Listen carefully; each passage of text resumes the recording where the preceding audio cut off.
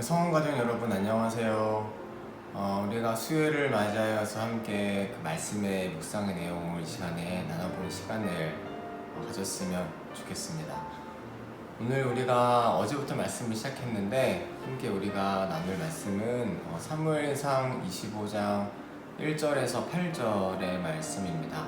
자, 이 내용에 대한 것들을 설명해 드리면 그 내용을 들으시고 우리가 함께 이 동안 묵상에 좀 더 한 걸음 더 나아가는 이 시간이 되었으면 좋겠습니다.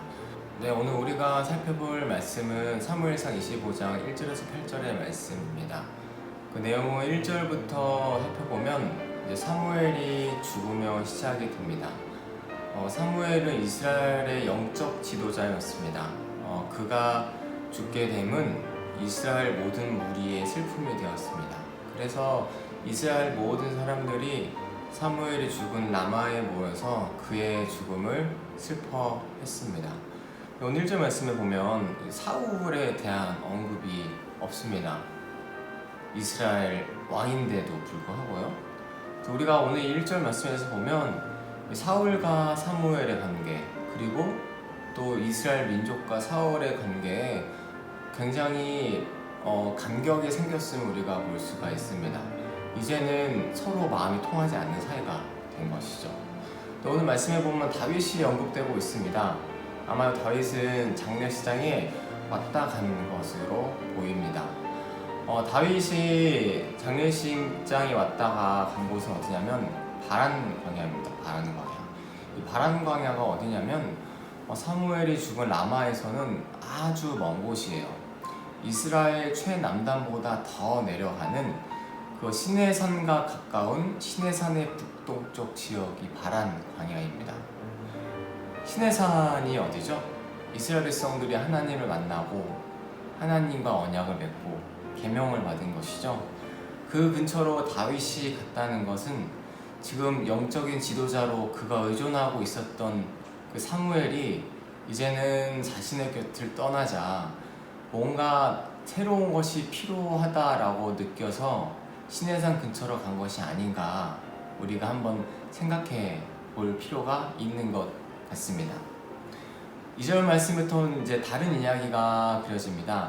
다윗이 바란 광야에 있다가 이제 갈멜 인근의 광야로 온 듯합니다. 그리고 그곳에서 이제 갈멜 지역의 이야기가 펼쳐지는데 이 갈멜 지역은 우리가 잘 아는 갈멜산이 아닙니다. 그 헤브론 근처에 있는 갈멜 지역을 뜻합니다. 이 갈멜 지역에는 나발과 그의 아내인 아비가일이 있었습니다. 이 둘에 대해 성경이 뭐라고 표현을 하냐면 나발은 바보, 어리석은 자라고 얘기를 하고 아비가일은 지혜롭고 총명한 여인이다 말합니다. 사실 나발이라는 이름의 뜻 자체가 어리석은 자입니다. 이 사람에 대한 성경의 강조점이 있습니다. 그것은 그가 부한 자라는 거예요. 아주 부자라는 겁니다. 얼마나 돈이 많은지 그가 돈이 많음을 성경은 완전 많이 강조합니다. 그러나 그의 성품을 봤을 때 그의 선조인 갈렙과 같이 믿음과 용맹하고는 좀 거리가 먼 듯합니다. 그는 완고하고 행사가 악했다고 성경은 말합니다.